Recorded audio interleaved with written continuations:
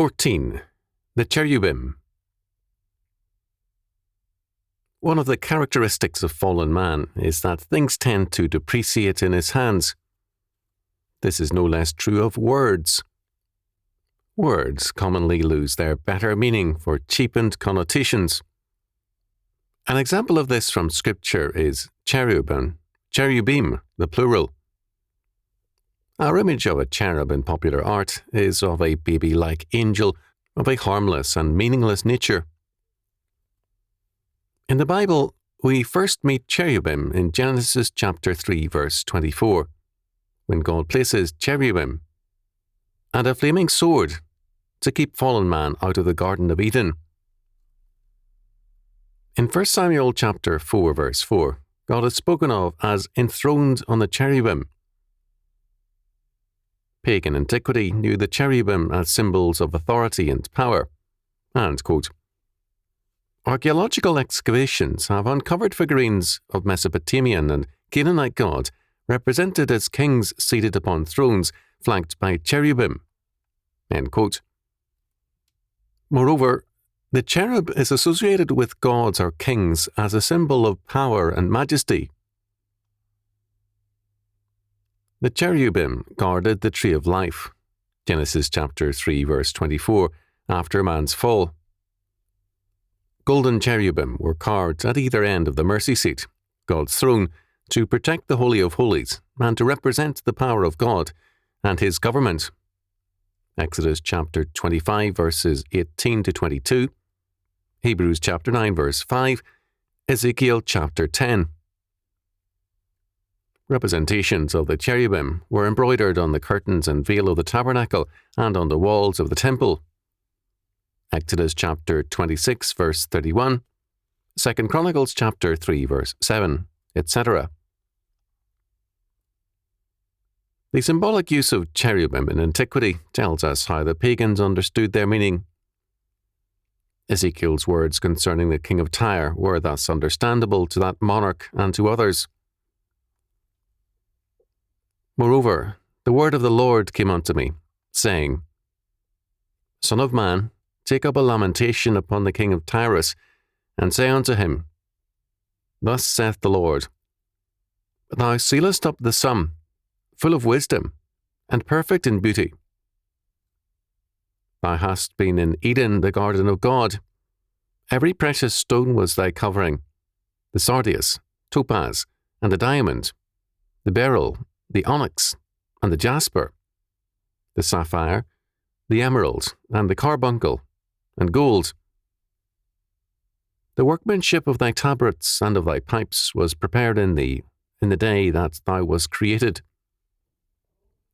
Thou art the anointed cherub that covereth, and I have set thee so. Thou wast upon the holy mountain of God. Thou walked up and down in the midst of the stones of fire. Thou wast perfect in thy ways from the day that thou wast created, till iniquity was found in thee.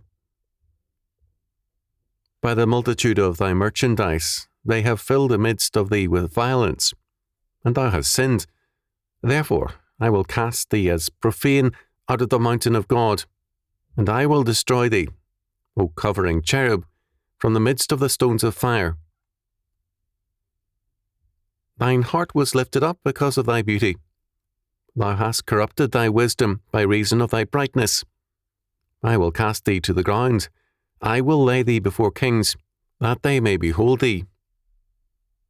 Thou hast defiled thy sanctuaries by the multitude of thine iniquities, by the iniquity of thy traffic. Therefore will I bring forth a fire from the midst of thee. It shall devour thee, and I will bring thee to ashes upon the earth in the sight of all them that behold thee. All they that know thee among the people shall be astonished at thee. Thou shalt be a terror, and never shalt thou be any more. Ezekiel chapter 28, verses 11 to 19. The sardius is probably the ruby, sard, or carnelian. The carbuncle was a greenstone, as was the beryl. The jasper was either modern jasper or nephrite, green jade. The stones of fire on which the king walked represented power, godlike authority, since God is a consuming fire. Hebrews chapter 12, verse 29. The king of Tyre is compared to Adam in the Garden of Eden. More than Adam, he had great power in a developed and civilized context, surrounded by wealth, the great Phoenician trading enterprises, and vast power. In a sense, the king of Tyre had perfection, everything men could dream of. His life sealed up the sum of available wisdom, beauty, power, and wealth. He represented a human ideal. He sat upon the holy mountain of God, that is, at a pinnacle of power from God by his providence. To have power and to have a rich and favoured place in life is to inhabit God's sanctuary.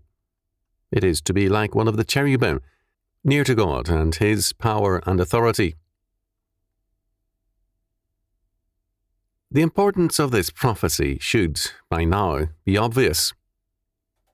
Wherever great power is to be found, we must see it as due to God's providence, whether as a blessing or as a means of judgment on an era. The concentration of wealth, authority, and a general prosperity in a civilization is to be seen as making it into a new Garden of Eden. Ezekiel's language tells us of God's intentions for Eden and the world. The goal is a glorious and prosperous world paradise under God. The purpose of godly authority is to develop such an order. Cale said, "The king of Tyre is called a cherub because, as an anointed king, he covered or overshadowed the sanctuary, like the cherubim upon the Ark of the Covenant." What the sanctuary was is evident from the remarks already made at verse 2 concerning the divine seat of the king.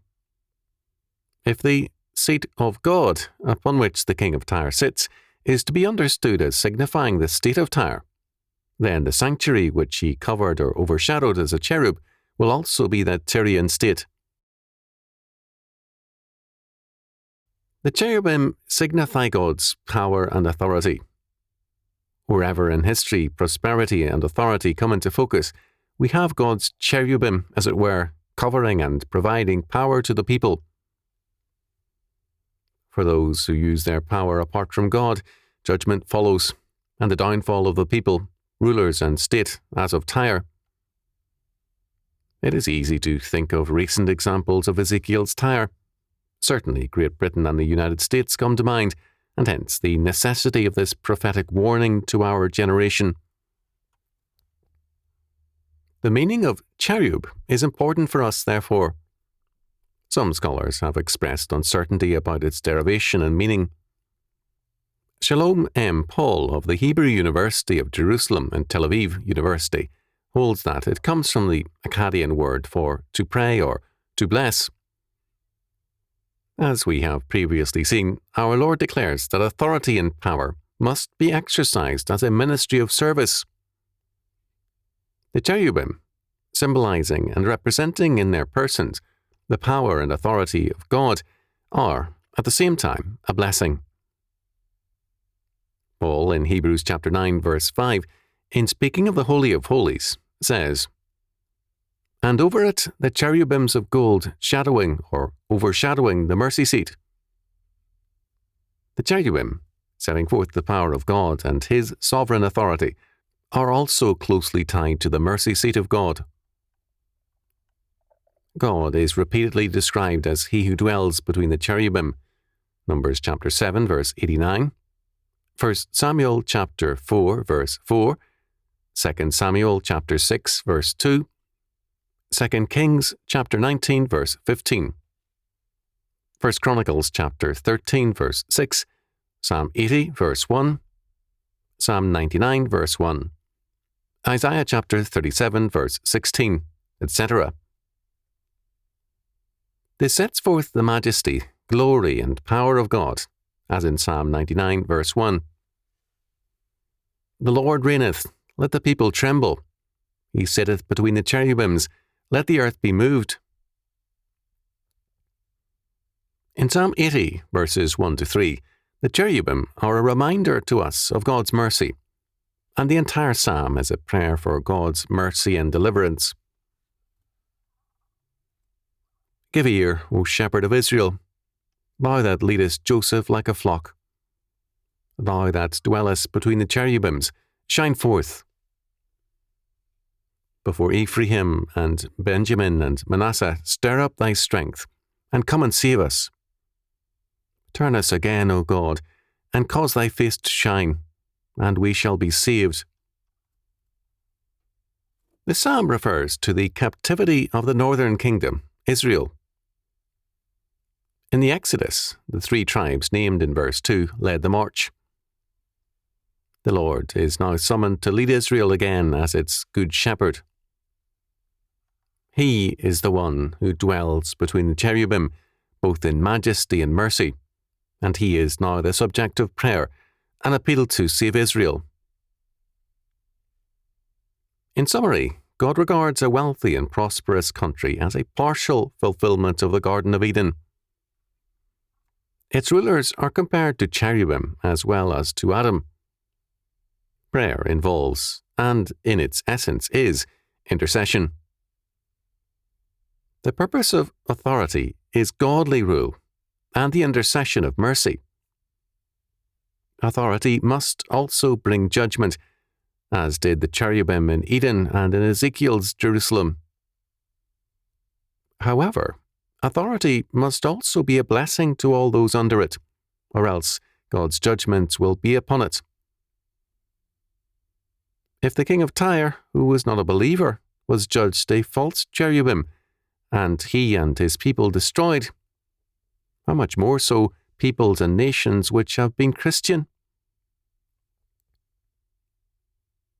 All authorities, husbands, employers, teachers, civil rulers, churchmen and others, have thus a duty to intercede with God for those under them, and to be a blessing to them. The fact that authorities do not think of their role as involving either prayer or blessing tells us how far astray we are. It should be noted that Ezekiel makes a comparison between the trees of Eden and Eden with Pharaoh and Egypt. Ezekiel chapter 31, verse 18. All authorities in every sphere are accountable to God. This imagery and use of Eden tells us also much about God's purposes concerning the Garden of Eden and paradise restored. The wealth and prosperity of this world, as they are brought into submission to God's kingdom and glory, give us the new Eden of God.